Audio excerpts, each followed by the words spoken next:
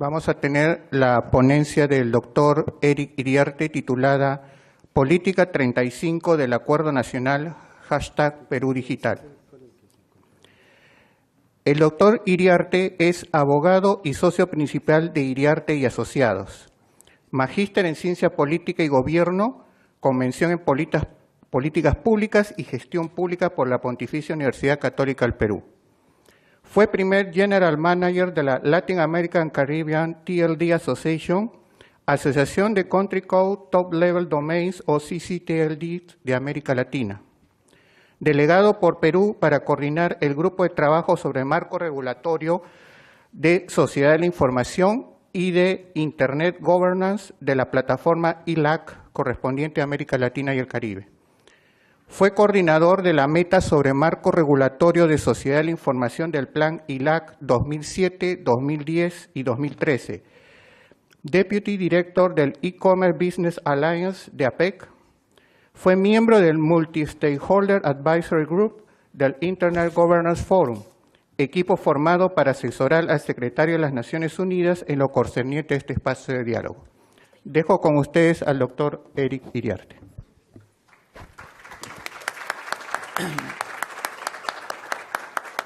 Gracias. Voy a tratar de ser bastante corto en la presentación, en la medida de que lo que voy a hablar es sobre políticas públicas genéricas y políticas públicas genéricas en el entorno de sociedad de la información. Acabamos de ver toda una explicación sumamente precisa sobre el tema de cómo el tema de gobierno abierto, los datos abiertos, los archivos abiertos son necesarios para un proceso de democracia, pero necesitamos, si quieren, una suerte de bailar merengue y retroceder un paso, ¿no? Hemos adelantado un paso, vamos a retroceder un paso para tratar de entender dónde se insertan estas políticas de datos abiertos. No es que aparecen simplemente de la nada, sino que deberían estar entrelazadas con una política de Estado. El problema, y esa es parte de lo que vamos a encontrar, es que esta política de Estado en el Perú, de gobierno abierto, que se ha venido avanzando ya casi 6 años, desde el 2011 más o menos, recién hace 2 meses tiene una política de Estado mayor sobre sociedad de la información detrás. Es como si hubiéramos estado comenzando a construir la casa desde el piso 14 hacia el sótano. Y normalmente cuando ocurre eso, los cimientos no son sólidos y puede tener fallas estructurales lo que hemos desarrollado. Algunos elementos principales para tratar de entender el fenómeno es tratar de entender qué es la sociedad de la información. Y la definición primaria de una sociedad de la información es esta que la trae CEPAL, está enfocada no en la tecnología, y esto es además de lo más relevante. No se trata de tener solamente computadores, la conectividad más rápida, el celular más rápido o más potente, o tener las bases de datos con mayores características o más integradas. Se trata de procesos humanos. El eje de la sociedad de la información es siempre el ser humano. Al ser el eje, el ser humano, lo que nos debe tomar como priorización es cómo el uso de la tecnología cambia las dinámicas de relacionamiento social. La gente dice que ahora se habla menos, cuando en realidad se habla más. Y se habla más utilizando instrumentos electrónicos. Hace unos días atrás, Ernesto Reaño, que es un especialista en autismo, presentó un libro de cómo cuando fue la revolución de la imprenta, fue más bien un tema de aislamiento de los autistas, porque los autistas son fundamentalmente orales. Cuando se transformó en una sociedad fundamentalmente escrita, lo que no era normal, lo que no era parte del común, se aislaba. Más bien con el uso de la tecnología se recuperan muchos de estos grupos autistas porque pueden tener espacios de oralidad aún basado en lo electrónico. El Twitter es un formato oral, por más de que escribamos lo que estamos hablando, literalmente, se trata de diálogos entre las personas. El conversar, el volver a la plaza, el volver a esta plaza virtual que puede ser el Twitter, el Facebook o las redes sociales. Estas dinámicas son dinámicas sociales. Más del 65% de los matrimonios entre peruanos y extranjeros surge a través de Internet. Tienen una relación que se conocieron en algún espacio de la red. Más del 90% de las relaciones humanas de pareja, algo tan básico, tienen un componente electrónico. más de ustedes mismos se paran pasando mensajitos a su pareja durante todo el transcurso del día. Hace 10 años esto era imposible, a lo mucho una llamada telefónica. Hace 20 años era esperar a llegar a la casa y recién conversar con tu pareja porque trabajaban en lugares distintos. Ahora literalmente estás en contacto todo el tiempo con tu pareja y es un cambio en el proceso humano. No sé si este cambio es un cambio permanente, temporal, pero lo que sí es que ha sido incidido por el tema de la tecnología. Este uso de la tecnología nos permite fundamentalmente acceder a información, transformar información, compartir información y escoger la información que uno quiere compartir, leer, transformar o acceder. Es fundamentalmente un ejercicio humano de acceso a la información. Si quieren ponerlo desde el punto de vista absolutamente jurídico, el derecho de autor, que es la protección de las creaciones, durante mucho tiempo solamente la podían tener aquellos que tenían acceso a las herramientas de producción. Llámese una imprenta, llámese una discográfica, llámese un canal de televisión, un broadcast. Bueno, con la aparición de Internet, todo el mundo puede tener un podcast, todo el mundo puede tener un blog, todo el mundo puede tener un Twitter, todo el mundo puede crear en Picasa, en Instagram, en todo lo que quieran, todo el tiempo. Este cambio permite que la utilización de la tecnología potencie el ejercicio de libertades y derechos humanos. Una libertad y un derecho humano es el acceso a la información. El artículo 27.1 de la Declaración Universal de Derechos Humanos se enfoca fundamentalmente en el acceso a la información y al conocimiento creado colaborativamente. Pero si bien está en la Declaración Universal de Derechos Humanos, ya lo podíamos encontrar en lo que había creado Pericles en el siglo V a.C. en Grecia, la necesidad de que toda obra que se construyera por parte de cualquier persona tuviera una copia necesariamente en los archivos y en la biblioteca de Atenas. Es decir, la idea de archivar historia no es nueva. Ya aparece los escribas en Egipto, archivos de información constante. ¿Por qué? Porque es nuestra manera de mantener nuestra memoria. Por eso tanto problema con los revisionismos históricos que tratan de modificar lo que dice la historia. Entonces, tenemos elementos tecnológicos que lo que están haciendo es potenciar temas humanos. Pero este proceso social en el cual nos encontramos tiene determinadas características. Hemos dejado de pasar de una economía de las cosas a una economía de las ideas. Es más relevante la patente, el derecho de autor, la marca, el modelo de utilidad, porque eso genera una riqueza, porque esa creación básica ha sido colocada con un plus económico. Si además eso lo podemos constatar o acceder libremente, nos permite a muchos más tener acceso a este tipo de herramientas. Por eso, normalmente los derechos de autor, los de propiedad industrial fundamentalmente, tienen tiempos límites para poder ser abiertos a la comunidad. Claro, esos tiempos límites, los abogados se han ido encargando de irlo alargando, ¿no? Originariamente los derechos de autor comenzaban un par de años, 4 años, y comienzan uno a revisar históricamente. Ahora estamos hablando de 100 años a un poco más. También hay un factor económico detrás que se tiene que medir. Hemos pasado de un proceso local, de pequeñas comunidades, de pequeños archivos globales, a realidades globales, que no quiere decir que estemos viviendo una globalización de todos ser iguales, sino de que todos tienen acceso posible a todo. Uno dentro de Internet puede acceder a cualquier información, salvo que en el país donde vivas tenga algún tipo de restricciones de acceso a la información o similares. Tenemos una reformulación de la escala de Maslow, mientras que en los países más desarrollados todos los temas digitales o los temas ligados a social e información son el final de la escala de Maslow.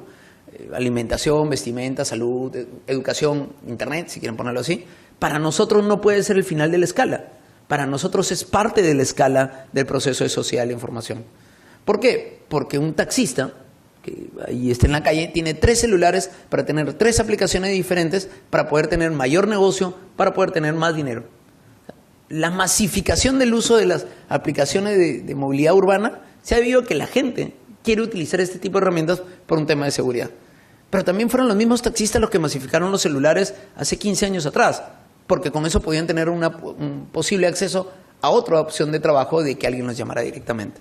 La dinámica humana hace que el uso de la tecnología sea parte intrínseca del proceso, con lo cual nos lleva a tratar de tener la información detrás.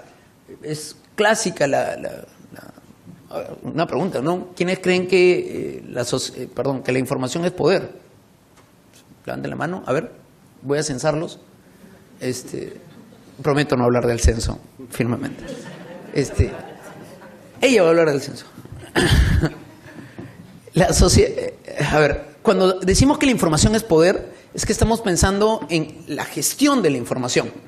A ese concepto se llama infonomía, que es un concepto básico de la bibliotecología, de la gestión de las ciencias de la información. Es decir, poder gestionar la data, gestionar la información. Más que la información en sí misma como poder, es la gestión. Lo relevante son los gatekeepers, los cuidadores de la puerta, ustedes. Ustedes, los archiveros, los bibliotecarios, todos los gestores de información, son los que tienen un poder real porque son los que pueden decirle a alguien accede o no accede, existe o no existe. Y uno es una suerte de confianza ciega. Uno entra a Google, le pide algo y confía ciegamente en el resultado de Google. Google es un gran archivero.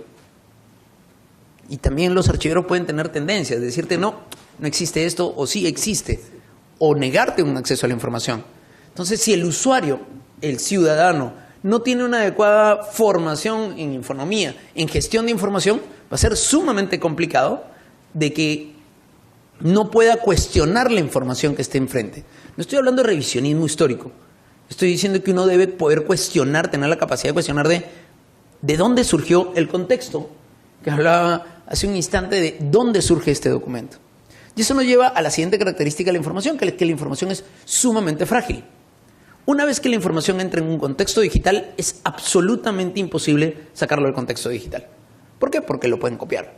No, porque no me van a copiar sus conversaciones de WhatsApp. Basta que alguien haga una captura de pantalla y aunque ustedes intenten borrar lo escrito, ya alguien capturó la pantalla. Si no, pregúntenle a los congresistas fujimoristas en el Telegram de Mototaxi. Así de sencillo. Y lo otro es que cambiaron la dinámica de significado, significante y el proceso de comunicación en sí mismo. Si quieren ponerlo de un modo más analítico, el eje es el ser humano. Hay tres espacios pilares, podemos llamarle. El acceso, el contenido al cual se accede y las capacidades para poder transformar ese contenido, esa información en conocimiento. Las discusiones largas y teóricas sobre si el conocimiento es transmitible o el conocimiento es un acto volitivo individual, se los dejo como parte de ejercicio académico. Personalmente creo que el conocimiento no se transfiere, lo que transfiero son la información. Mi conocimiento en el momento que lo transfiero a ustedes es información, que ustedes mezclándolo con sus experiencias, habilidades y desarrollos propios lo transforman en su propio conocimiento. Las discusiones pueden ser largas sobre el tema, pero en ese sentido necesito generarle a todos habilidades para que puedan interpretar la información. Si hablo todo en inglés y ustedes no saben inglés, les falta esa habilidad. En el momento en que ustedes sepan inglés, pueden transformar lo que yo estoy dando en un conocimiento útil para ustedes. Esto está en una estructura de redes humanas, la escuela, la universidad, la casa, la iglesia, las redes sociales, las redes tecnológicas. Y encima están las políticas. Las políticas pueden terminar en regulación o en autorregulación. La mayoría de los modelos romano-germánicos, América Latina y Europa, terminan en modelos de regulación. Creemos en un modelo muy positivo de la regulación. Todo tiene que estar en un papel, todo tiene que estar regulado. Y si no está regulado, el concepto constitucional de solamente se puede hacer lo que la ley obliga y uno está libre de hacer lo que la ley no obliga. No, este concepto detrás exige que alguien coloque en papel todas las reglas. El modelo anglosajón es más abierto. Lo único que te hace es colocarte el marco. Dice, mira, este es el marco de operación, puedes hacer lo que quieras. Más desarrollo caso por caso y casuístico. Y esto nos lleva a la política 35. ¿Qué es la política 35? La política 35 es la última política aprobada por el Acuerdo Nacional. En el Acuerdo Nacional está el gobierno, están los partidos políticos con representación parlamentaria, están los sindicatos, los gremios empresariales, las mesas de concertación contra la pobreza, está la iglesia, las iglesias, pero también están los grupos evangélicos, y en general están todos los estamentos de la sociedad. El Acuerdo Nacional es nuestra gran hoja de ruta, nuestra guía máxima.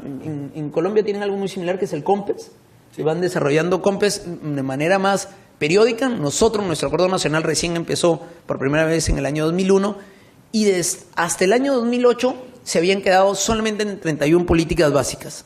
Luego se trabajaron 3 políticas más que son políticas de medio ambiente, de cambio climático, y esta política es una política de Estado en tema de sociedad de la información. Lo que es relevante, primero indicarles que esta política surge a una iniciativa de Acción Popular y del Partido Aprista Peruano. Surge de ambos partidos como una necesidad de poner una actualización hacia un norte de hacia dónde se debe ir. Pero la petición que hacen estos partidos no es, ellos no construyen el texto final, sino que se construye de manera colaborativa. Van a verlo más adelante, que hay algunas partes que parecen haber sido sacadas del sindicato de la CGTP, porque en realidad la CGTP lo puso. Tiene que ver con temas laborales. Hay temas industriales, hay temas sociales. Pero el eje de la política, y la pueden estar leyendo ustedes, es el ser humano. Es el ejercicio de libertades. Es el ejercicio de derechos. No es vamos a conectar más. No es vamos a darle celulares a todos, no le vamos a poner tablets a todos, no vamos a hacer tecnología por tecnología. Es el uso de la tecnología sirve para el ejercicio de derechos humanos, incluyendo el de acceso a la información pública y el de protección de datos personales. Ya Cintia trabajará con más detalle. Tiene 2 meses de aprobada. Se trabajó durante un largo tiempo, largos meses. El equipo de trabajo fue multidisciplinario y además, como le digo, multiestamentario, ¿no? Habían de todos los grupos. Estas son si quieren, la meta a conseguir. Y esta meta hace que por fin el Perú tenga un norte hacia dónde ir. Y con este norte, una de las cosas básicas que hay que establecer es quién va a ejecutar el norte. Y ese es el otro problema. De nada sirve tener una política si no tienes una entidad que se encargue de ejecutar la política, o entidades que se encarguen de ejecutarla. En el Perú no hay una autoridad encargada del tema de sociedad de la información. Es un problema, se viene años trabajando en ello, hay discusiones políticas sobre el tema, pero eso puede hacer que la política, que puede ser muy bonita, termine solamente escrita en papel. Bueno, aquí están algunas de las metas o los objetivos concretos, pero me interesa sobre todo enfocarme en el objetivo I. El objetivo I habla de una tarea básica para el diseño de cualquier regulación o política por parte del Estado. Y dice, cualquier cosa que quieras hacer con tema de sociedad de la información, donde hables de información, datos abiertos, gobierno digital, conectividad, todo tiene que basarse en una serie de reglas y principios. Estos principios se basan en 4 principios: un Internet libre, un Internet abierto, un Internet neutro y un Internet para todos. Es decir, tengo que permitirle el acceso a todos, todo el tiempo, en todo lugar y en todo espacio. Trabajo de desarrollo de políticas de conectividad que tienen que incrementarse. Segundo, cuando hablo de Internet neutro, no significa que el Internet no sea bueno ni malo, sino que tiene la carga del usuario. Pero regulatoriamente significa que no puedo regular una tecnología. Con esto no puedo regular ni fomentar solo software libre o solo software propietario. Tengo que fomentar el desarrollo de software y que sean los usuarios quienes dan la carga. Tampoco puedo tener sistemas que no puedan ser compartibles, con lo cual tengo que utilizar tecnologías que sean utilizables por cualquiera, interoperables, accesibles. Se busca entonces que no se regule la tecnología, sino que se regulen las conductas humanas. Lo que tiene que estarse detrás es la utilidad. Quiero hacer acceso a la información, quiero hacer acceso abierto. Bueno, más que decir con esta tecnología, es qué es lo que quiero hacer con ese tipo de herramientas. Cuando se habla de un Internet, ya le dije para todos, Internet neutro, Internet libre, es que todo el ciudadano pueda acceder de manera libre al contenido, pero que tenga capacidades de poder tamizar el contenido. Que nadie pueda decirle a este contenido puedes entrar y a este contenido no puedes entrar. Sin embargo, hay regulaciones que tienen que ver con el tema de apología del delito, tienen que ver con el tema de terrorismo, que tienen que ver con el tema de pornografía infantil, que tienen que ver con una serie de cosas que también existen en los entornos digitales y que tienen que ser adecuadamente trabajados. Y cuando se habla de un Internet abierto, es que la información fluya abiertamente para que el ciudadano, el individuo, pueda tomar sus decisiones de manera adecuada. Estos objetivos o estas acciones están obligando a partir de agosto de este año a que el Estado replantee cómo va a enfrentar el tema digital. La Agenda Digital 2018-2021 se está confeccionando, se espera terminar en enero a través de la Comisión de Desarrollo Social e Información, donde está el Ministerio de Transporte y Comunicaciones liderándolo, y que va a ser guiada por esta política de Estado. Lo curioso es que hemos tenido casi 17 años de agendas digitales que no tenían una política detrás. Entonces, han sido un poco la buena de Dios, han sido al mejor esfuerzo y al mejor conocimiento de los que lo han redactado, no necesariamente malas, pero no tenían un asidero de donde poderlas ejercer. Y aquí es donde entra el factor de la participación ciudadana. Esto no puede quedar simplemente en un ejercicio teórico, político o de reglas. Tiene que hacer que ustedes, sea gremialmente, sea individualmente, participen activamente del proceso. Porque si no, va a terminar siendo como siempre, un texto escrito por unos cuantos, esperando creer que la saben todos los procesos sociales, y no es así.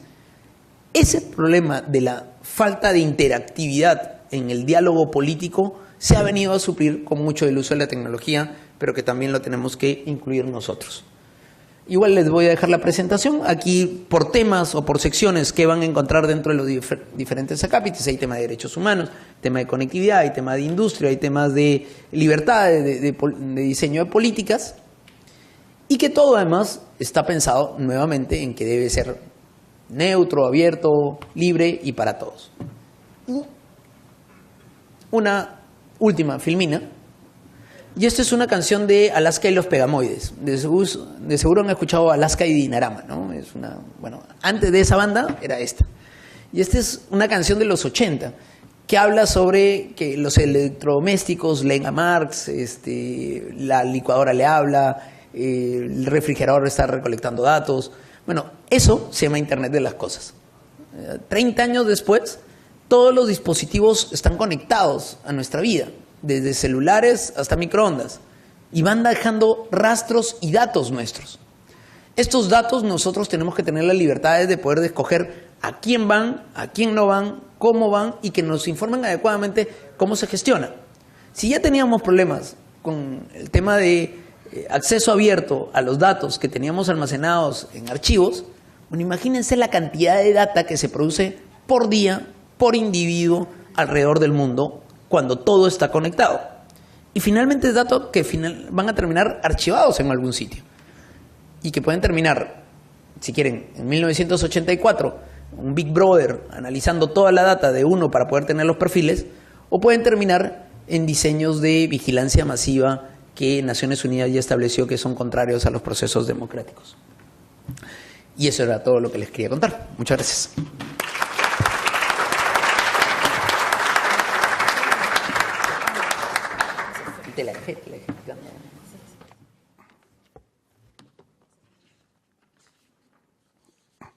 Muchas gracias, doctor Iriarte, por su ponencia.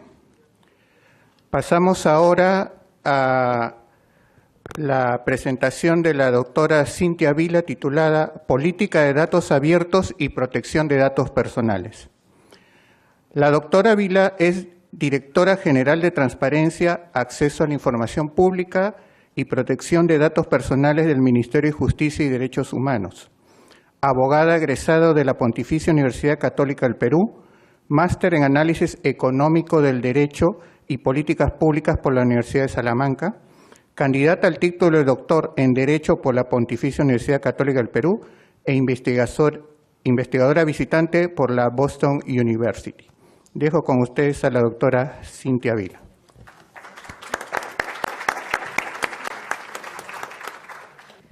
Bueno, muy buenos días con todos y con todas. En primer lugar, agradecer al Departamento de Humanidades por la invitación y por permitirme regresar a esta que es mi segundo hogar. Estoy muy feliz por eso.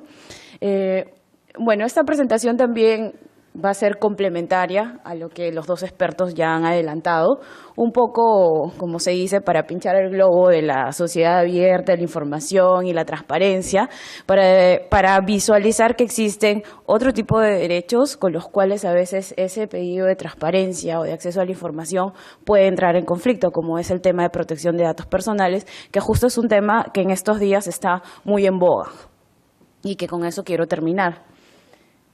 Bueno, en la presentación, los objetivos de esta presentación es, en primer lugar, un poco hablarles de cuál es el esquema sobre política de protección por la política de datos abiertos en el Perú, delimitar la relación que tiene o que debería tener con la política de protección de datos personales, señalar cuáles son los principios de la Ley de Protección de Datos Personales que deben de ser respetados en la publicación de información y revisar algunos casos polémicos, ¿no? Bueno, ya se ha hablado muy conceptualmente respecto a qué es un gobierno abierto, un poco para delimitar, es aquel que se abre al escrutinio público, es el que resulta ser accesible a los ciudadanos, ¿no? Es capaz de responder a sus demandas y necesidades y a rendir cuentas de las acciones y de los resultados. Es lo que todo ciudadano en su deber de vigilancia sueña, ¿no? Tener el acceso a la información que pueda brindar el gobierno sobre la actividad, porque hay que recordar que el gobierno no es dueño de la información, ¿no? En verdad la información es del Estado, es pública, es de los ciudadanos, es para ellos. Y para los ciudadanos, un gobierno abierto debe significar que pueda obtener fácilmente la información, interactuar con las instituciones públicas y fiscalizar su actuación y participar en los procesos de toma de decisiones. Es decir, que para que un gobierno abierto pueda cumplirse no solamente hay obligaciones por parte del Estado, sino también obligaciones por parte del ciudadano, que si bien tiene la necesidad de recibir esos datos, también tiene obligaciones respecto a cómo interactuar con el Estado y a ser vigilantes con el mismo. Bueno, el tema de datos abiertos en general parte por, no se ve muy bien, pero ahí vamos a ver, ¿no? Con la existencia de datos primarios por parte de las entidades, es decir, aquellos datos que las entidades produzcan y que se tengan en formatos estándar accesibles. El actor principal ahí es el Estado, en tanto él es el que tiene esa información, tiene la capacidad de decidir, como se señalaba, qué información se da, qué información no se da, y en tanto las políticas sean más claras y las normas más precisas, el Estado va a tener menos discrecionalidad en poder decidir qué información se da al ciudadano y qué información no. Y como les dije, el otro actor es el ciudadano. ¿Qué se busca con los datos abiertos? 3 conceptos muy importantes. Primero, gobernabilidad, porque a través de los datos abiertos y el acceso a la información, yo puedo formular mejores políticas públicas y también mejor capacidad de control ciudadano. Transparencia y acceso a la información pública, ¿no? El acceso a la información pública es un derecho fundamental de todo ciudadano en una sociedad democrática, y lucha contra la corrupción, ¿no? Y quiero enfocarnos en que las políticas de datos abiertos y el gobierno abierto buscan principalmente estos 3 objetivos, para luego ver cómo se ha estructurado el esquema de política y si resulta ser un esquema de política adecuado para llevar a cabo o para obtener estos objetivos. Existe una política nacional de modernización de la gestión pública que se programó en el 2021, en donde 3 de los ejes principales son, uno de ellos, el gobierno abierto, el gobierno electrónico y la articulación interinstitucional. Notemos que la política o el eje de gobierno abierto está incluido en una política más grande, que es la modernización de la gestión del Estado, para que podamos ver cuál es el enfoque que desde el Estado se está dando al tema de gobierno abierto. Bueno, esto es un poco el reencuentro, digamos, histórico de cómo hemos finalmente nosotros terminado en el 2017 con la existencia de una estrategia nacional de datos abiertos gubernamentales en el Perú y un modelo de datos abiertos gubernamentales también, ¿no? Es una serie de acciones que han venido, bueno, desde ya hace bastantes años, tomando en cuenta la adhesión del Perú a la Alianza de Gobierno Abierto, a las políticas que ha establecido la OECD u OCDE en temas de gobernanza, ¿no? ¿Qué nos va a decir esta Estrategia Nacional de Datos Abiertos? Bueno, relacionada con datos abiertos, pero el tema que nos convoca ahorita es específicamente cuál ha sido la salvedad de esta Estrategia Nacional respecto a la protección de la privacidad. Lo único que se menciona en esta Estrategia Nacional de Datos Abiertos respecto a la otra cara de la moneda, que como les comentaba al principio era la protección de los datos personales, es esto. Que los datos abiertos no deben comprometer los derechos de privacidad de los ciudadanos, debiendo anonimizar los datos antes de su publicación. No hay más, no hay un desarrollo interno en esa estrategia en donde te digan con mayor precisión qué es o cuáles son aquellas medidas que deben de tomarse para la protección de los datos personales o para la privacidad de las personas. La pregunta es, ¿resulta necesario?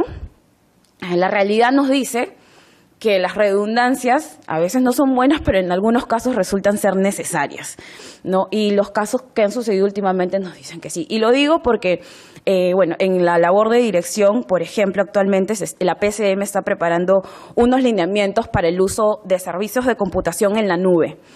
¿Ya? Y hemos participado activamente, ¿no? Y también está relacionado con un tema de datos abiertos, y existe, o hemos logrado que exista, un acápite específico de cuáles son esas obligaciones que tienen quienes manejan los datos o quienes van a manejar los datos en la nube respecto a la Ley de Protección de Datos Personales. Entonces, de alguna manera, el equilibrio que debe haber entre la transparencia y el acceso a la información y la protección de datos personales ha quedado plasmado o va a quedar plasmado en un lineamiento público que va a servir de una mejor guía para que los responsables puedan tener claro el tema de la protección de datos personales. En tema de gobierno abierto, ¿quién es la entidad encargada? Es la PCM, la Presidencia del Consejo de Ministros, a través de la Secretaría de Gestión Pública y a través de una subsecretaría específica que es la de Gobierno Electrónico. ¿Y cuál es el problema? Yo soy funcionaria del Estado, pero igual a mí me gusta ser muy crítica de cómo es la estructura y de las cosas que hay que mejorar, porque si uno no es crítica, nunca no evoluciona. Que al mismo tiempo el Ministerio de Justicia y Derechos Humanos en este año, con la emisión del Decreto Legislativo 1353, tiene una autoridad nacional en materia de transparencia y acceso a la información pública, ¿no? Y en ese decreto legislativo 1353, que establece cuáles son sus competencias, sus funciones, etcétera, no existe ningún vínculo o no se desprende directamente un vínculo con la política de gobierno abierto. Ni siquiera con la supervisión del portal de... Bueno, lo único que hice es la supervisión del portal de transparencia estándar, pero ni siquiera tenemos la capacidad de definir o de decidir qué es lo que debe tener ese portal de transparencia estándar. Entonces, vemos que estas políticas que están muy entrecruzadas, que es la de gobierno abierto, relacionado con transparencia, con acceso a la información pública, con protección de datos personales, cuando se trasladan a funciones estatales, terminan estando en una entidad o terminan disociándose con otra entidad, sin que haya una línea uniforme o un íter o un horizonte a donde estas políticas que realmente están en conjunto vayan a terminar. Sumado a esto, el Ministerio de Justicia también es la autoridad nacional en materia de protección de datos personales y tiene además un tribunal de transparencia y acceso a la información pública que se encarga de resolver los conflictos entre acceso a la información y protección de datos personales. Entonces vemos que es un poco un revoltijo de funciones, un revoltijo de objetivos, que yo creo que debe todo esto, finalmente, de conversar en algún momento y hacer una política muy seria respecto a cuál va a ser el enfoque de transparencia y acceso a la información pública que nutre el tema del gobierno abierto y la protección de datos personales finalmente. La segunda parte, digamos, de esta exposición es efectivamente señalar que existe una ley de protección de datos personales, ¿no?, que protege aquellos datos que identifican o que hacen identificable a una persona, ¿no? Y aquí el ciudadano, las personas están muy involucradas porque por una parte tienen el derecho a pedir información pública, pero no tienen el derecho a pedir información relacionada con la privacidad o con los datos personales de otras personas o las personas involucradas, salvo cuestiones excepcionales como es la información relativa a los funcionarios públicos, ¿no?, que esas están exceptuadas de acuerdo a las normas legislativas. Y así hay una serie de datos que protege esta ley, muy importantes, como los datos biométricos, la identificación étnica racial, los datos relacionados con la salud, que el Estado debe tener cuidado de no proporcionarlos, ¿no? El Estado realiza tratamiento de datos, recopila datos a través de diferentes formas y de diferentes entidades. Todas las entidades lo hacen. Registra, organiza, almacena, conserva, en general, todo lo que implique un procesamiento de datos personales está significando que existe un tratamiento. Y este tratamiento debe cumplir ciertos principios y al mismo tiempo quien es el titular de esos bancos de datos tiene ciertas obligaciones. La principal, no principal digamos, sino que una que es obvia y que es muy fácil de cumplir además, es la inscripción de los bancos de datos personales en el registro que maneja el Ministerio de Justicia, que en la mañana escuchaba, y esto es verdad porque lo manejo y lo veo, existen muy pocas entidades que en la actualidad tienen registrados sus bancos de datos personales como deberían. Efectuar el tratamiento de datos de acuerdo a los principios, que vamos a ver cuáles son, atender los pedidos del ciudadano, implementar medidas de seguridad, porque en materia de datos abiertos, esto es una cuestión muy importante, y como mencionaba Eric, hay cuestiones tecnológicas en donde incluso los propios funcionarios no están todavía capacitados para poder implementar estas medidas de seguridad que resultan ser necesarias para la protección de los datos de las personas. Y garantizar la confidencialidad de los datos, que es un tema que es una palabra que está muy de moda en estos días, ¿no? ¿Garantizo o no garantizo la confidencialidad cuando hago traslado de información? Todas las entidades de la administración pública que manejan datos personales y las privadas también tienen que respetar ciertos principios, ¿no? Uno, el de legalidad, que es bueno, conocido de que hay que respetar las normas. El del consentimiento, que es yo no puedo tener datos personales de las personas, valga la redundancia, si es que ellos no me dan el consentimiento. Es decir, si yo no se los pido, informándoles adecuadamente para que los quiero y me digan que sí. En algunos casos, en el tema público, este consentimiento o esta obligatoriedad de brindar datos está establecida en la norma y hay excepciones al consentimiento también. La finalidad, ¿no? Los datos personales que ustedes brindan a las entidades públicas o a las entidades privadas tiene que tener una finalidad lícita, explícita. No se recopila el dato para cualquier cosa, se recopila el dato porque yo quiero con ese dato realizar algo, ¿no? Y ese algo, ese para qué, tienen que conocerlo cada uno de ustedes. Y tienen que ser debidamente informados. Calidad de la información, seguridad de la información, es decir, que si yo doy mi información a una entidad pública, tiene que adoptar todas las medidas de seguridad necesarias para que la información no se filtre, no se traslade, solamente las personas autorizadas tengan acceso a esa información, ¿no? Y así otro tipo de principios, siendo los más relevantes lo que les he mencionado. Se puede usar los datos personales para traslado, etcétera. Estas reglas que les he mencionado no implican que los datos queden de manera estanca, ¿no? Lo que ha pasado últimamente también puede esto responder un poco la pregunta, sino que si yo quiero, como titular de los datos personales, hacer tratamiento y traslado de información, tengo que realizar ciertos procedimientos que se llaman de disociación o anonimización. ¿Qué significa esto? Que yo debo de borrar de estos bases de datos o de los bancos de datos personales cualquier tipo de dato que haga reconocible que esa información le pertenece a un individuo o a una persona específica, ¿no? Solamente así yo puedo hacer el traslado de información, ¿no? Entonces, los portales de datos abiertos pueden tener datos personales, ¿no? La verdad es que esta es una respuesta que depende de cada uno de los casos concretos. Cuando se trata de funcionarios públicos, vemos que existe mucha información que está dirigida con nombre, apellido, monto, etcétera, y una serie de datos. Cuando se trata de personas no relacionadas con la función pública, la visión cambia y la apertura también va cambiando y va reduciéndose. ¿Puede recopilar las entidades información? Sí, pero cumpliendo con la Ley de Protección de Datos Personales, con su reglamento, respetando siempre los derechos de los ciudadanos, además de ejercer sus derechos de acceso, porque cuando yo doy información a una entidad pública o privada, no es que yo pierda esa información y yo le esté dando y ya no pueda saber nada de esa información.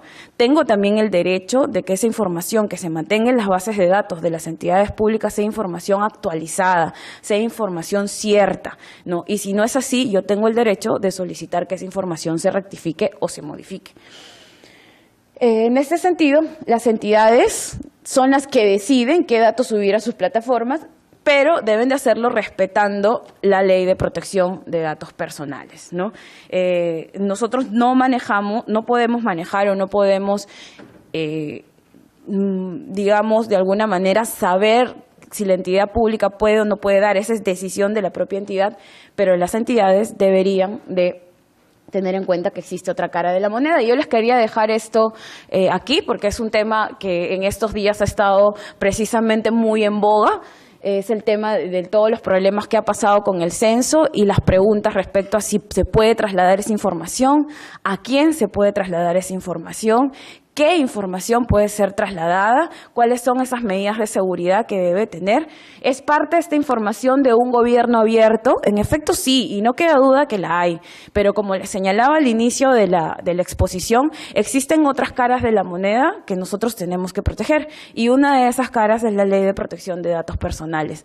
Entonces, después de todo lo que les he señalado, creo que estamos aquí todos en la capacidad de poder responder a estas últimas preguntas que les he mencionado y evaluar si la actuación de una entidad pública como la que se encargó del censo del año 2017 es adecuada o no es adecuada, ¿no? O cómo debería de ser para que podamos decir que ha respetado la Ley de Protección de Datos Personales en concordancia con, obviamente, el gobierno abierto. Muchas gracias.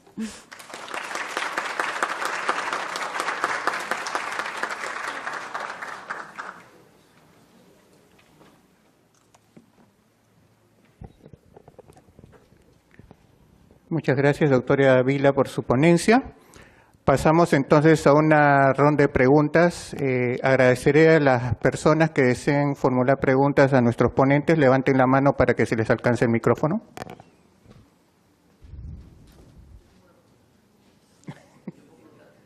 A ver, para...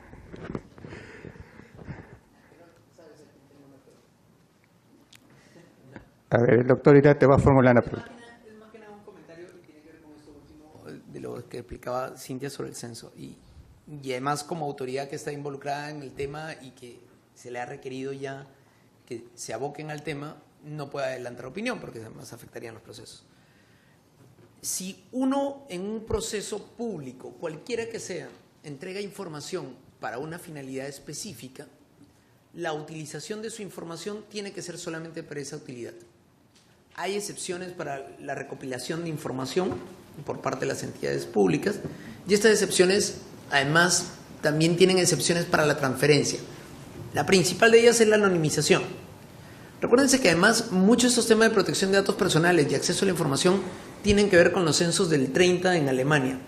Los censos del 30 en Alemania ubicaban a las personas dentro del contexto y podían identificar qué partido político tenían, qué religión tenían, qué taras tenían, qué fallas humanas tenían, etc.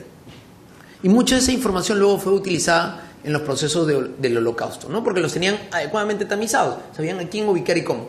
El resultado de eso, entre otras cosas, el proceso de la Segunda Guerra Mundial, es el libro 1984 de Wells. El libro enfoca en cómo un Estado que tiene acceso a toda la información de toda su ciudadanía puede terminarse en un Estado totalitario, abusivo, controlador, manipulador y todos los términos. Pero algo que no se contempló en su momento, que además muchos de los resultados de las legislaciones de protección de datos personales son después precisamente del 45, como forma de atacar este tema, fue que la ciudadanía comenzó a reconfiar de nuevo con su Estado y entregar la información, pero con reglas. Estas reglas que luego terminan en la norma de la OECD del 82 sobre el tema de gestión de información, porque se comenzaron a percatar que los que almacenaban más información no era el Estado mismo, sino eran las entidades privadas. Entonces había también un componente económico de interés. Todo el mundo dice que Facebook es gratis, en realidad Facebook no es gratis, lo pagas con los datos que tú vas utilizando y que vas dejando, porque los clientes de Facebook no eres tú, sino las empresas que le ponen la publicidad. Entonces, pero claro, todos en proceso de sociedad de la información queremos utilizar las herramientas y si por último es gratis, pero entregamos nuestros datos, no nos preocupamos. Pero cuando enfrentamos un tema como el censo, donde nuestra información puede decir, porque nos pedían además nuestro DNI, ¿qué hubiera pasado si el censo hubiera sido completamente anónimo? Si no pedían tu nombre, ni tu DNI, ni tu dirección. Nadie hubiera podido decir mayor cosa porque era anónimo. Sin embargo, aquí sí lo piden y el INEI lo va a tener. El INEI lo máximo que puede hacer es gestionar la información para uso interno y anonimizarla. Y si la va a compartir, ahí entra el otro tema. Tiene que compartir toda la información a toda persona. Porque como son además creados con fondos públicos, es accesible por el acceso a la información pública, siempre y cuando esté anonimizada. La discusión es de si debieron poder hacer convenios o qué implica el convenio, y es un tema de trabajo de la autoridad y de la investigación que se pueda hacer. Pero en ese sentido, algo que nos debe quedar claro es que el primero que debe proteger al ciudadano y el primero que debe cumplir la ley de protección de datos personales y el de acceso a la información pública es el mismo Estado. Una de las cosas curiosas que ayer ocurrió es que hicimos con un equipo de gente un acceso a la información pública, de que nos dijeran qué convenios se habían hecho, cuáles políticas se habían hecho, y lo habíamos hecho a través de una carta simple. La ley de acceso a la información pública dice que no requieres hacer un formato, sino que basta una carta simple. El INEI decidió decir que no, si no le llenábamos el formato en la forma que ellos querían, no aceptaban la solicitud. Habrá que seguir un proceso para que luego la autoridad de transparencia, que también está dentro del Ministerio de Justicia, establezca cuáles son las reglas. Pero el ciudadano no debe estar viviendo en un combate permanente contra el Estado para tratar de que sus derechos y que el Estado mismo lo proteja. Vamos a ver hasta dónde llega este tema. Menudo lío donde le ha tocado a Cintia estar en el ojo de la tormenta, porque después del censo del 83, que fue el último gran censo alemán, que estableció las reglas más o menos claras que se han seguido en los censos alrededor del mundo, pues en realidad nos hemos puesto creativos, exóticos, y estamos frente a un problema que no deberíamos tener, ¿no? Para mí, personalmente, creo que el INEI ha violado la ley de datos personales desde la concepción misma del censo, y si lo que pretende es entregar nuestros datos ubicables de nuestras tendencias, cuáles son nuestros bienes, en qué creemos, cómo nos vemos nuestra religión, cómo nos vemos racialmente, está violando la ley y debe ser detenido de alguna manera. Gracias, doctor Iriarte. ¿Alguna pregunta de la audiencia, por favor? Bueno, más que pregunta, es un tema de, efectivamente, ¿no? Como le decía el doctor, el licenciado Carlos Zapata, ¿no? El tema de transparencia, de acceso a la información, de la no vulnerabilidad de los datos abiertos tiene que verse con un tema bien estrechamente relacionado con el tema de archivos. Efectivamente, hoy en día vemos que cuando en las instituciones públicas se solicita información, muchas veces no se ha hecho la clasificación previa ni debida, ¿no?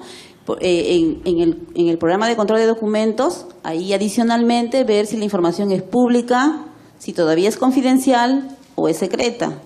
Para eso el tema es un trabajo interdisciplinario que debería de estar tanto entre el AGN, el SECDI y el Ministerio de Justicia, que ve los temas de transparencia y acceso a la información pública y el tema de lo que son datos personales.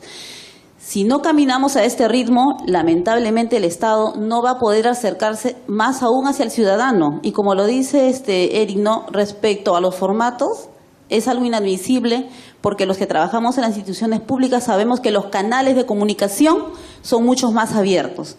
Ya no tenemos que estar esperando en las mesas de partes, sino a través de un canal virtual el ciudadano puede acceder a informar ese tipo de documentos que está solicitando. Para eso estamos utilizando nosotros la validación de la plataforma de interoperabilidad, que es la PIDE, para saber si la persona que lo solicita es o no el ciudadano tal, ¿no? ¿Por qué? Porque hay un dato abierto, el dato de la RENIEC. Entonces, lo que trabajamos en la administración pública debemos de explotar todos esos elementos y todos esos sistemas, porque de lo contrario, cada vez más, aún en pleno siglo XXI, la cultura del secretismo va a seguir presente. ¿Y por qué? Porque muchas veces es la limitación de la persona. Tal vez no es el tema de que yo debo de contribuir para que ellos tengan el mayor conocimiento y hacerlos que el ciudadano ya no busca que tú le respondas a una consulta, sino que lo orientes y que lo lleves a diferentes situaciones, o de repente si tú no tienes la respuesta, no contestarle con ese cliché que muchas veces he escuchado, no es mi competencia. Si no es tu competencia, tú trasládala a la otra entidad, otra vez explora información pública a la cual tú le puedas dar y serla accesible. Porque la persona no quiere escuchar un no, la persona quiere escuchar algo que tú le digas en su lenguaje simple y común. Mira, este es tu derecho, yo te lo entrego, ¿no? Y es cierto, el tema de los archivos muchas veces ha sido relegado, pero ahora ya no estamos hablando de archivos en soportes tradicionales, como lo hablábamos antes. Ahora nuestros soportes son los soportes digitales, y es cierto, tenemos que ver ya el tema de los metadatos dentro de las bases de datos, esos documentos interactivos que están puestas en las web y que no son explotables, que son explotables por muy pocos porque no se tiene el conocimiento. Y aquí hay un tema esencial. La administración pública se mueve a través de sistemas administrativos. Aquí no hay nada difícil, ¿no? Mientras lo hagamos más sencillo, va a ser mucho más relevante el conocimiento para la ciudadanía.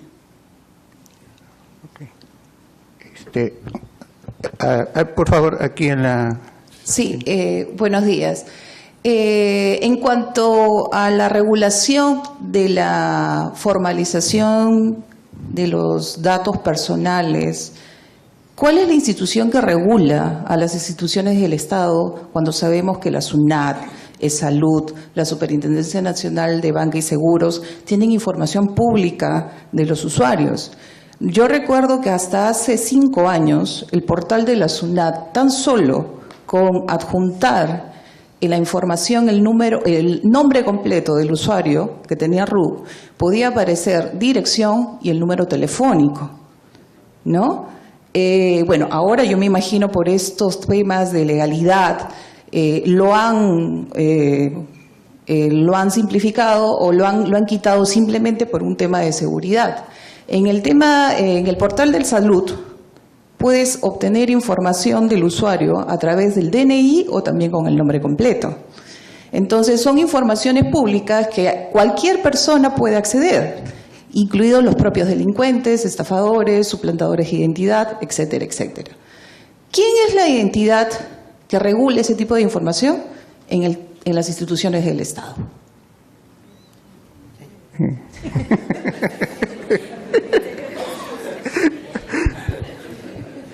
El Ministerio de Justicia,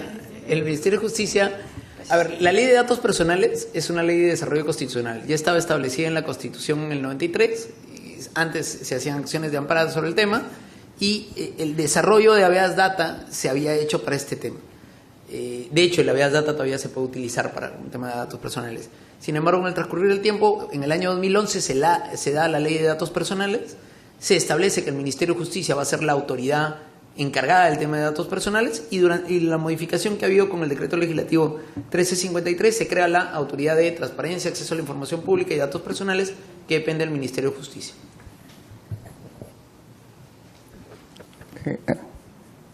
Bueno, yo sé que hay una preocupación ciudadana muy importante respecto a este tema. A mí no me gusta hablar de gestiones y de quién hace qué o quién no hace qué. La cosa, si es que es materia, para que no sea materia de mayor preocupación, en la autoridad hemos ya reunido a todas las entidades públicas.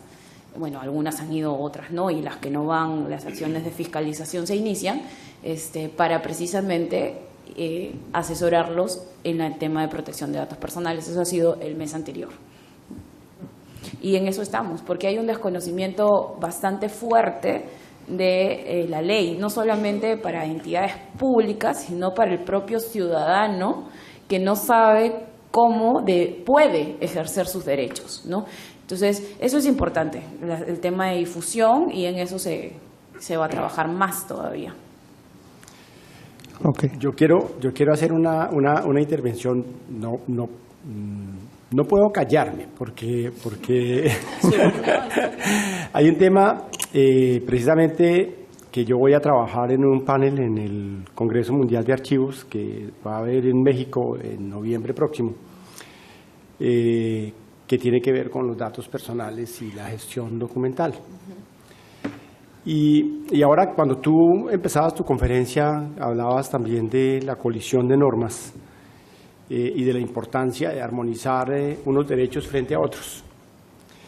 Y ahora que tú mencionabas también el tema relacionado con la caracterización que tenía el Estado alemán en la década de los 30 y que le permitió precisamente hacer la persecución sobre los ciudadanos judíos porque los tenía perfectamente tamizados. Desde la óptica de la archivística y fundamentalmente de la óptica del acceso a la información y el uso de los archivos con finalidades que no solamente son las historiográficas, aunque estas son evidentemente el primer renglón del uso de los archivos. Hay una preocupación a nivel internacional. Y es cómo asegurar que estos derechos, que también podríamos decir, algunos son atemporales y otros son temporales, no impidan que dentro de un futuro, no hablemos de inmediato, sino dentro de un futuro, la sociedad no pueda tener acceso a información que en una época determinada estuvo clasificada como personal, pero que 100 años después o 200 años después deja de ser reservada con esos fines y puede tener otro tipo de utilidades. Me refiero puntualmente al hecho y creo que en esto ustedes saben la situación, por ejemplo, por la que ha pasado mi país en relación con un conflicto de más de 60 años o de casi 60 años, en donde hay información clasificada y personal, por ejemplo, de actores como las víctimas, miles, cientos de miles de víctimas durante estos 60 años, pero también los victimarios, ¿no es cierto? En cuyo caso, de acuerdo con las normas de nuestros países y en el caso colombiano, pues obviamente esto se da, también tienen derechos. Y a veces los victimarios también abogan por ese tipo de derechos que les favorecen a pesar de haber sido victimarios. Los datos personales, por ejemplo, de las víctimas. Hoy en día están clasificados y no pueden ser conocidos, a veces incluso porque la misma víctima no autoriza el tratamiento del dato, ni siquiera autoriza la recolección del dato, a pesar de que con las tecnologías de la información los datos de uno los están recogiendo sin que uno se dé cuenta.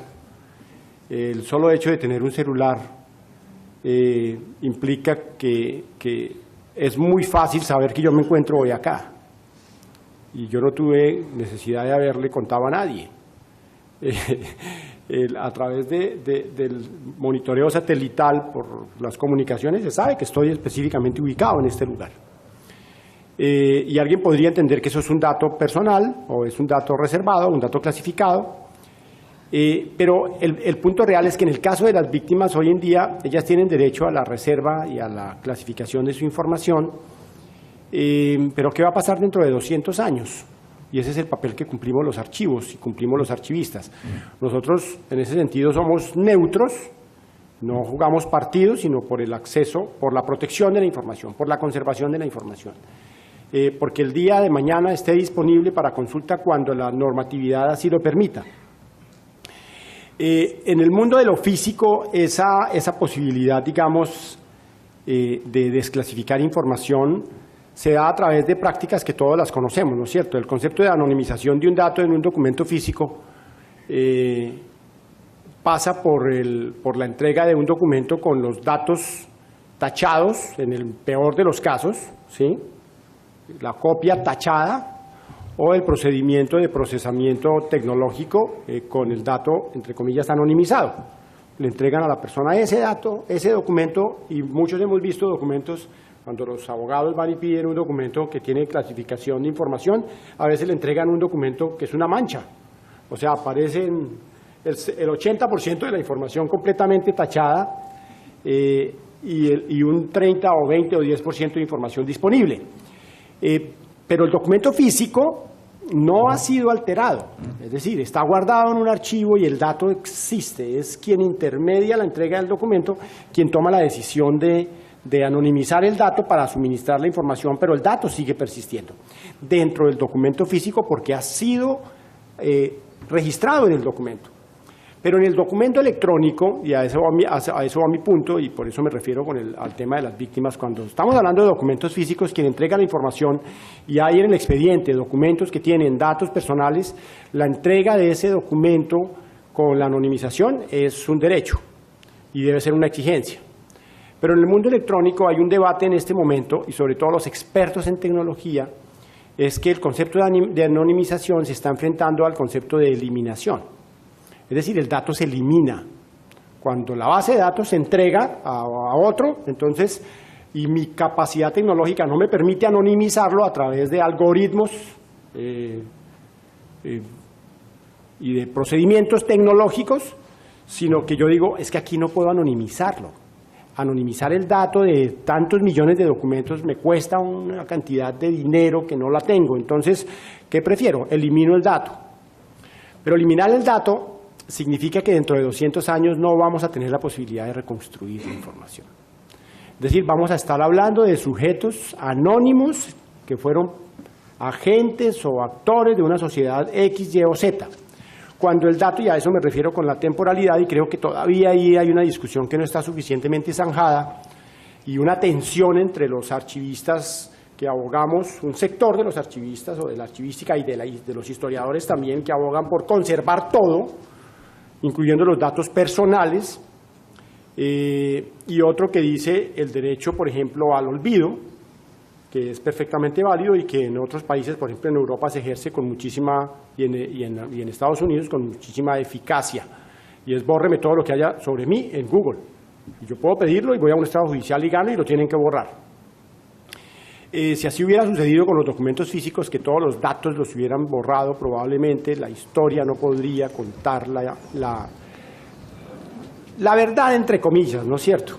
Porque desconoceríamos muchísima información de lo que pasó. Y en esto, ¿por qué lo menciono? En esto entramos los profesionales de gestión documental, porque cuando se está diseñando una base de datos con una estructura, por ejemplo, de datos abiertos, que tiene un componente de datos personales, el archivista no está participando.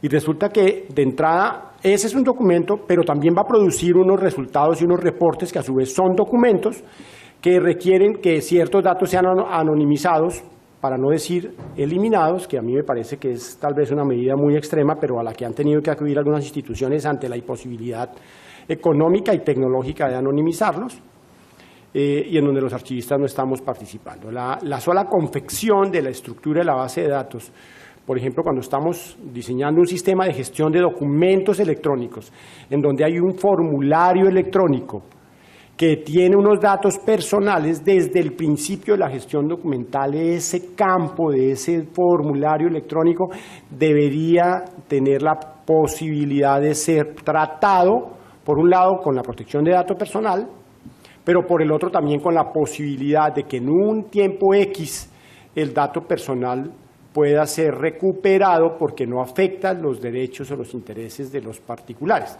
Hoy en día la asociación a mi DNI, a mi ubicación geográfica, mi residencia y mi salario pueden ser 4 datos que en manos de un delincuente aumentan el riesgo para que, por ejemplo, yo sea sujeto de un secuestro, ¿no es cierto?, con fines extorsivos.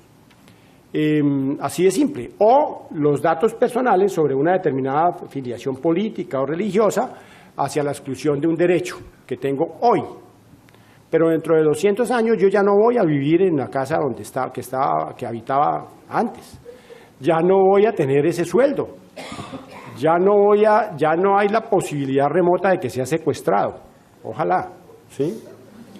Ya no va a haber la posibilidad de que mis datos sean utilizados con fines, digamos, diferentes a los que yo autoricé, y el efecto que eso tendría no vulneraría un derecho en estricto sentido, salvo que mis herederos no quisieran que se supiera, que también puede pasar.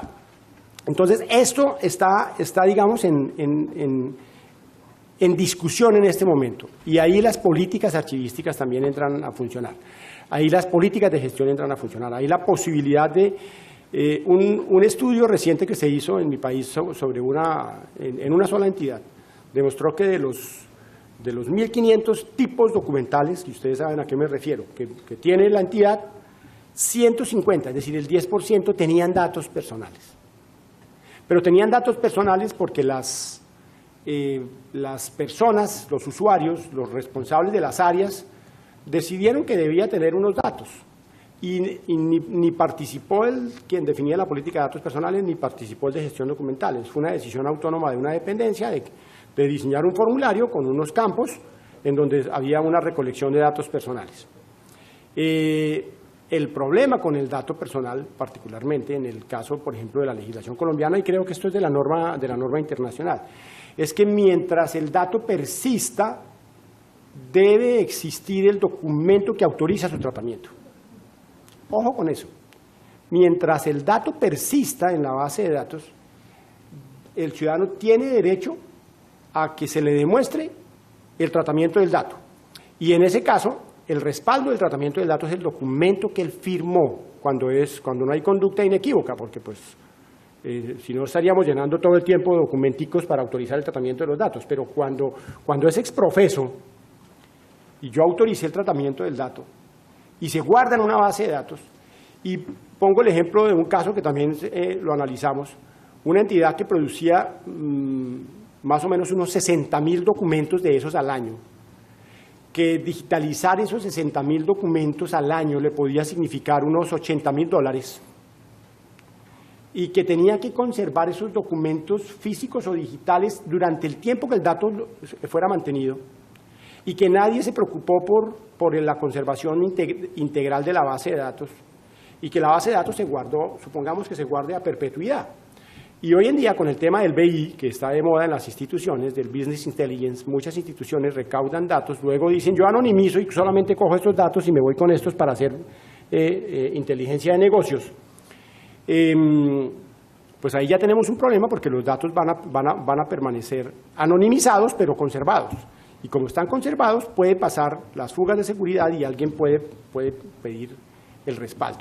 Entonces, esto lo menciono simplemente porque a veces el conflicto no es solamente entre la Ley de Transparencia y Acceso a la Información y la Ley de Protección de Datos Personales, sino que entran las leyes de archivos, que también tienen una connotación importante.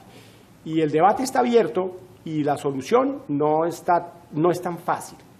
La solución no es tan fácil, porque incluso se habla de derechos a perpetuidad y cosas de estas que se dan en las sociedades modernas. Ok. ¿Usted, señor, tenía una pregunta? Así es.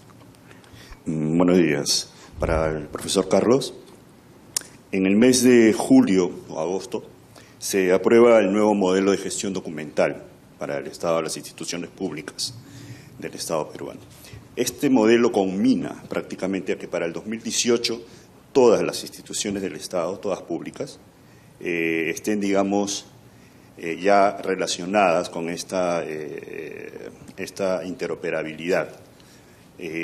La pregunta es si este tema de datos abiertos debe trabajarse de la mano con este modelo de gestión documental, debió trabajarse antes, puede trabajarse después, todos de la misma manera, es decir, combinando a todos a que se involucren en el campo, o puede ser cada uno por su lado, ¿no? Esa es la pregunta. Y una segunda pregunta que es para Cintia, respecto de la gestión documental, en algunos procesos que hemos tenido experiencia para valoración documental, en cuanto al momento de hacer una matriz de acceso de documentos, ¿no? Tenemos con que nos manifiestan esa colisión entre la ley de transparencia y el tema de seguridad de los datos, ¿no?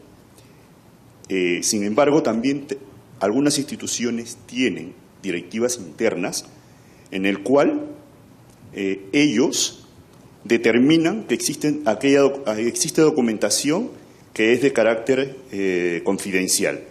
La pregunta aquí sería si esta directiva interna puede estar por encima o no de nuestra ley de transparencia o de datos abiertos. Bueno, en la primera pregunta creo que debió trabajarse antes el tema de datos abiertos con el fin de poder armonizarlo o por lo menos incorporarlo dentro del modelo. Pero eso no es un pecado que nos hubiera hecho, porque de hecho nos ha pasado a todas las administraciones públicas en casi todos nuestros países. Que el tema surgió y es un tema más bien emergente. ¿Se puede trabajar después? Definitivamente se puede trabajar después y más bien la respuesta es se debe trabajar. No se puede, sino se debe trabajar, se debe incorporar. Y como lo mencionaba en la presentación, es fundamental que los responsables de gobierno electrónico, de transparencia, de acceso a la información pública y de gestión documental de las instituciones, por un lado, de cada institución, trabajen de la mano, pero por el otro, de los formuladores de política. Es que nada sacamos si las políticas siguen saliendo, me gustó mucho la expresión de la doctora, disociadas.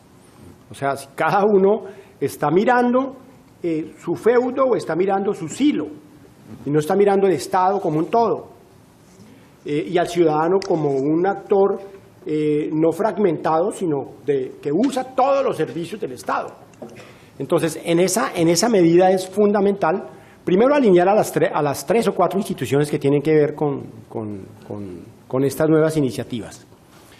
Pero segundo, alinearse al interior de cada una de las instituciones, con el fin de que empecemos a entender que ese conjunto de datos abiertos que está conservado en bases de datos es y responde al concepto de documento.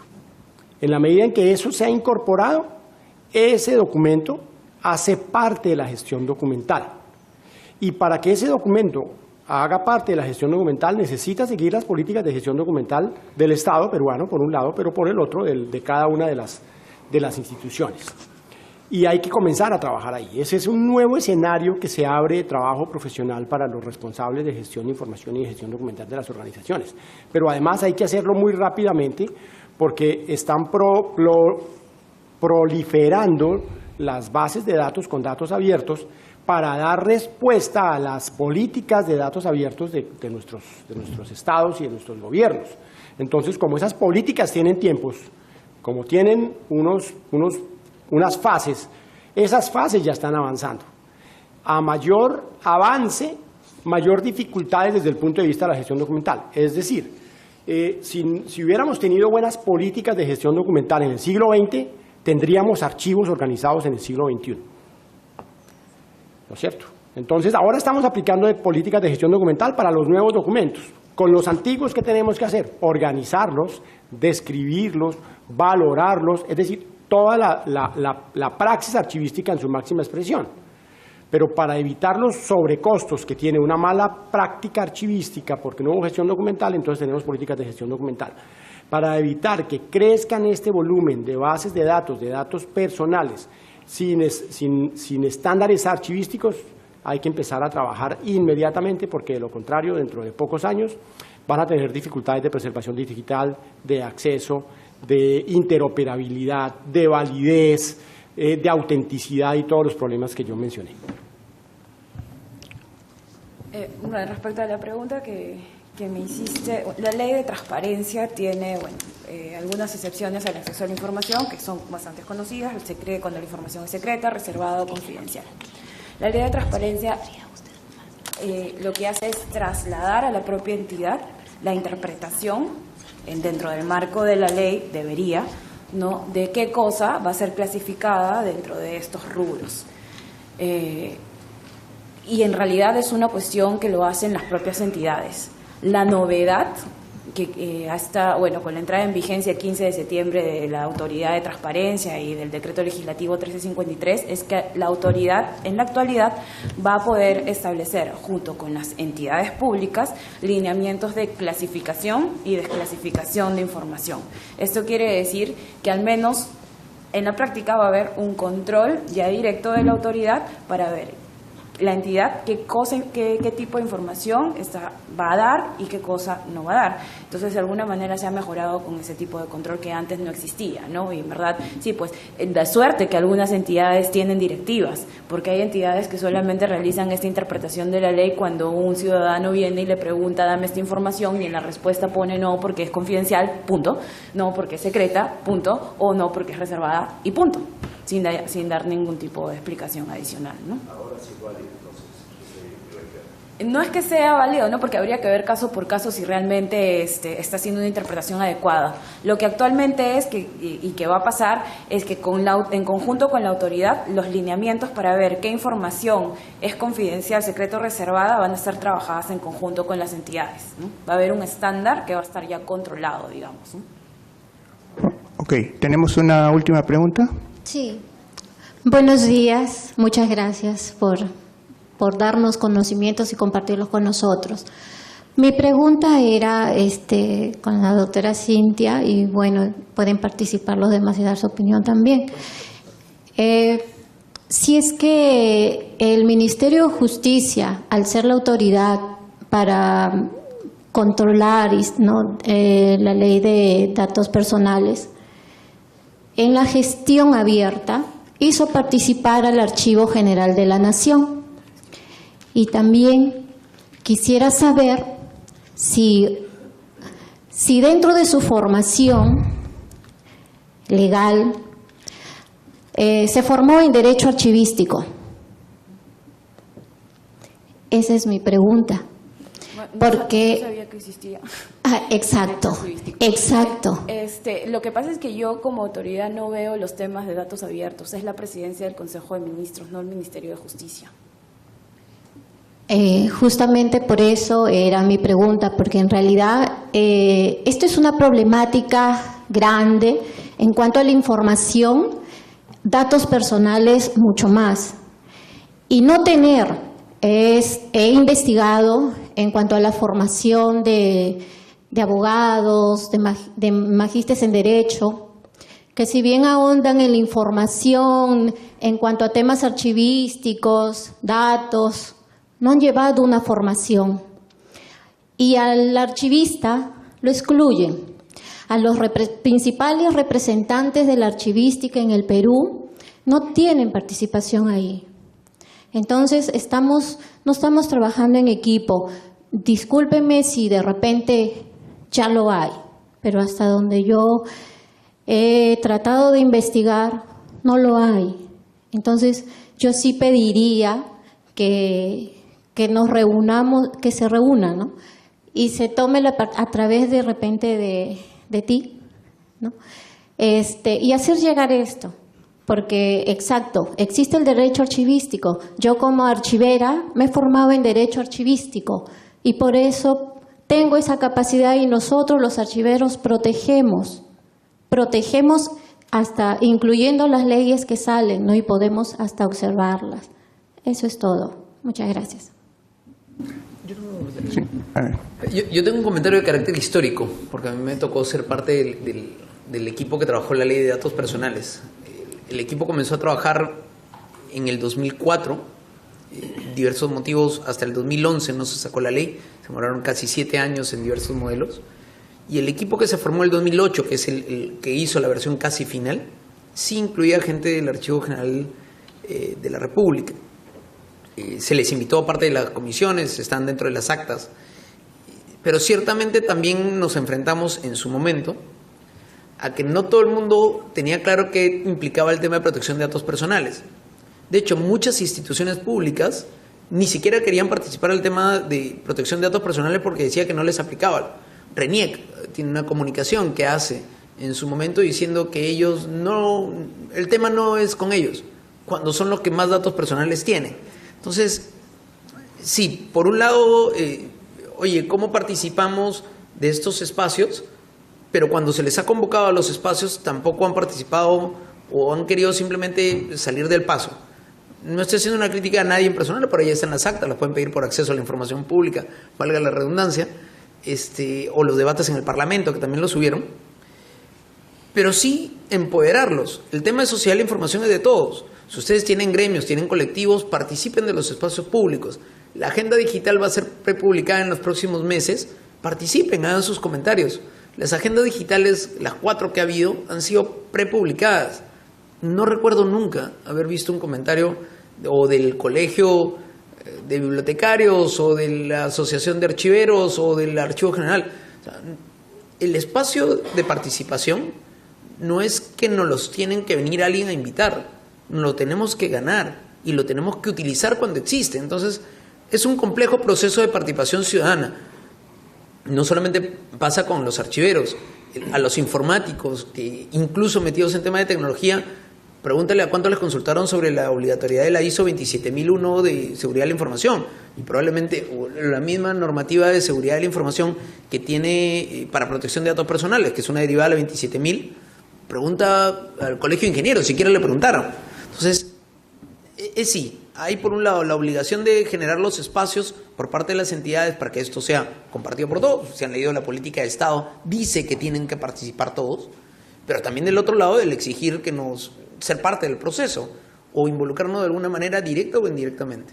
Sí, una última reflexión es que durante los pasados casi 25 años muchos de los temas de Internet han sido liderados fundamentalmente por bibliotecarios, por gente académica ligada a la bibliotecología, a la ciencia de la información, de aquí, de la universidad, de otras universidades. Entonces, también han tenido una participación activa, no organizada quizás sea la opinión de personas y no de colectivos, pero han estado presentes, ¿no? Y personalmente, yo no llevé el curso de Derecho archivístico, no lo dictan aquí en la universidad, pero si hubiera podido hacer alguna cosa diferente a abogado, hubiera sido bibliotecario, ¿no? O sea, por lo menos eso es lo que yo intenté, la primera vez que vine a la universidad intenté estudiar eso.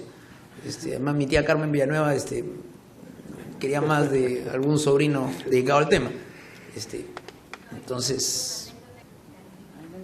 A mí no me censaron, a mí me saltaron, me pusieron el sticker. Al menos te censaron, a mí no me censaron. Y solo para complementar lo que dice Eric y resaltar la importancia de la conversación y resaltar la importancia que tienen los archivos y la gestión documentaria, ¿no? Tenemos un convenio en el Ministerio de Justicia, estamos preparando todo para un convenio con el BID. Y uno de los proyectos, en verdad, el único proyecto que presentaba la Dirección General de Transparencia fue precisamente el apoyo económico para mejora del tema de archivos y gestión documentaria. Porque no es un tema que consideremos que no es importante, al contrario, somos muy conscientes de que ese es el principal tema, el básico para un adecuado acceso a la información, porque no solamente es tener el documento, sino además es cuál es el documento que está ahí, que esté adecuadamente clasificado, que tenga la información que el ciudadano necesita. Así es que esperemos que ese proyecto que como Dirección General hemos propuesto prospere para una mejora de la gestión. Muy bien. Agradecemos la participación de nuestros ponentes, a quien le brindamos un fuerte aplauso, por favor. Y antes de retirarse, a nombre de los organizadores, deseo entregar unos pequeños presentes.